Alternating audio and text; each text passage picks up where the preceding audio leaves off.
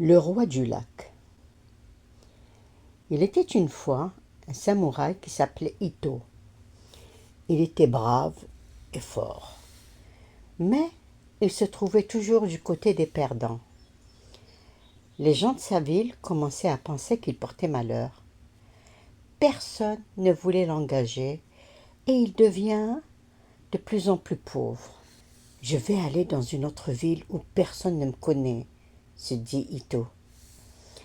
Il prit son épée, son arc et ses 3 dernières flèches et partit.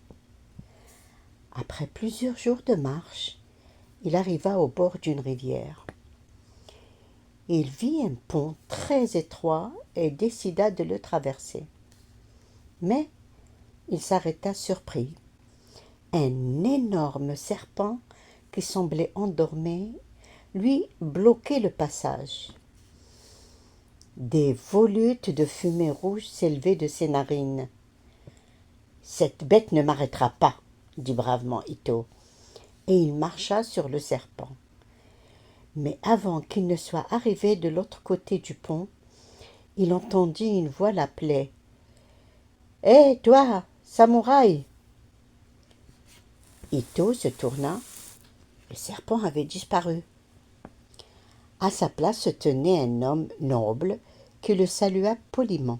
« Tu es un brave homme, tu n'as pas peur des féroces serpents, » lui dit l'homme.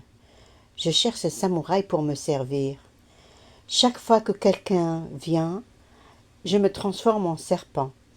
Tu es le seul à avoir réussi le test. Quel est ton nom ?»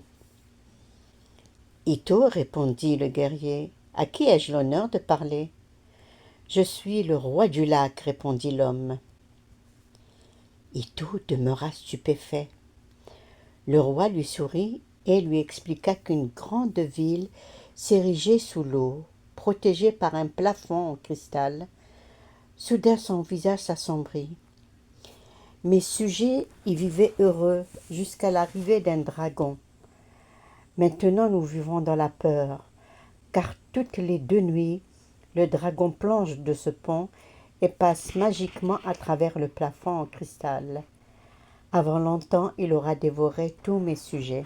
« Je combattrai pour vous, Seigneur, répondit Ito. Mais avant, vous devez savoir que les gens pensent que je porte malheur.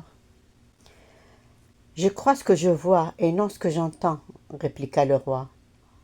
Il prend Ito par la main et l'entraîna en bas du pont. Ils nagèrent rapidement jusqu'au plafond en cristal. Après que le roi eut frappé 3 fois, ils entrèrent dans la ville et se dirigèrent vers le palais du roi, où l'on servit à boire et à manger aux guerriers. « Tu entendras bientôt un terrible rugissement, Ito, et tu devras affronter le dragon.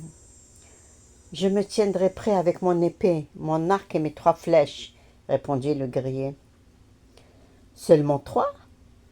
Il t'en faut une centaine, s'exclama le roi. Si je ne peux pas abattre le dragon avec 3 flèches, je n'aurai plus le temps d'en tirer d'autres, fit remarquer Ito. Tandis qu'il parlait, un grand rugissement se fit entendre. Ito s'empara d'un bouclier et se précipita à la rencontre du dragon. Le terrible animal s'avança vers lui, soufflant du feu. Le guerrier lança sa première flèche, puis sa deuxième, mais le dragon avançait toujours, plus féroce que jamais. Ito ne savait plus que faire. Soudain, il se rappela que la seule chose qui puisse arrêter un dragon, c'était la salive d'un humain. Vite, il cracha sur la pointe de sa dernière flèche et visa. L'arc se tendit et la flèche atteignit son but. Le dragon se dressa sur ses pattes arrière, rugissant et fendant l'air de ses griffes.